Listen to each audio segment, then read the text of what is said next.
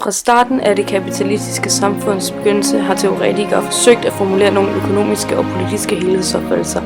Det kapitalistiske samfund er baseret på et økonomisk produktionssystem, hvor ejendomsretten til produktionsmidler er private, og hvor arbejdskraft, forbrugsgoder og kapital sælges og købes på markeder. Kapitalejere afholder lønudgifter og andre produktionsudgifter. Det blev finansieret af produktets værdi. Den store problemstilling har været individernes personlige forhold til hinanden og ikke mindst staten. Der skulle være lige muligheder for alle. Derfor måtte der skabes en balance mellem politik og økonomi.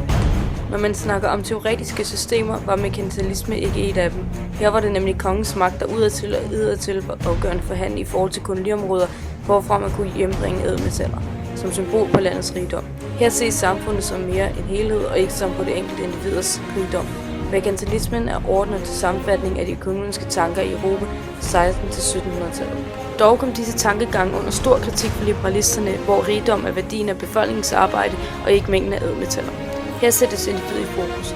Folk skulle nu selv kunne bestemme over deres produktion af handel, og derfor gik liberalisterne ind for den såkaldte frihandel. Liberalismen kom med et kritisk syn på staten, da de mente, at magtbefrielserne indskrænkede borgernes selvstændighed. Herved troede de på, at alle individuelle handlinger blev til gavn for helheden. Herefter blev liberalismen den herskende økonomiske form. Opfattelse indtil 1914. Nu tiltrådte socialdemokraternes tankegang. Socialisterne satte solidaritet.